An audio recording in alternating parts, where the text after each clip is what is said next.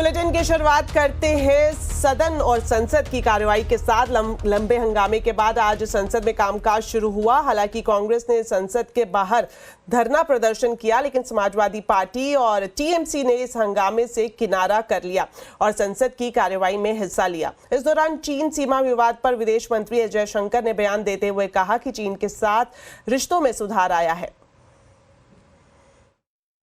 Recent developments that reflect our continuous diplomatic engagement since then have set our ties in the direction of some improvement.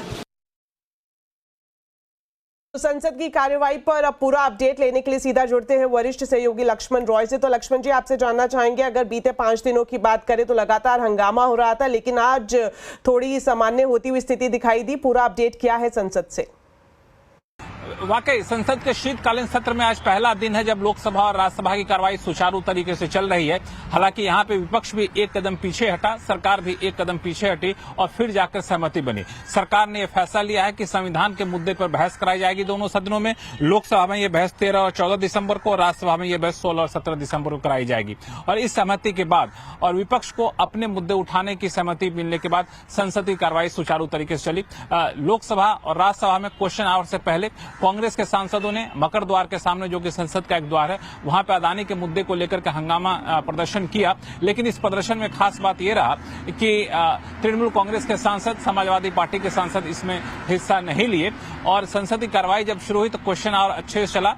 उसके बाद जब चर्चा की बारी आई तो समाजवादी पार्टी के सांसदों ने संभल हिंसा को जोर शोर से उठाया और उसमें एक सोची समझी साजिश बताने की कोशिश की और सरकार को नाकाम बताने की कोशिश की। दूसरी तरफ तृणमूल कांग्रेस के सांसदों ने बांग्लादेश के मुद्दे को जोर से उठाया और इस बहाने सरकार को घेरने की कोशिश की।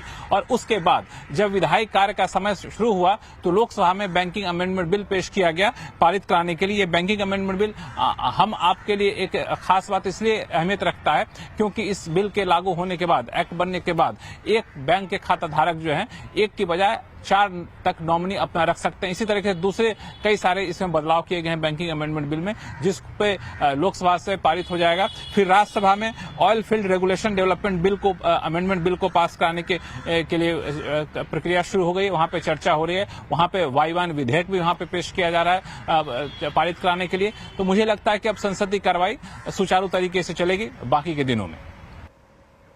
शुक्रिया लक्ष्मण जी इस खबर पर पूरी जानकारी देने के लिए।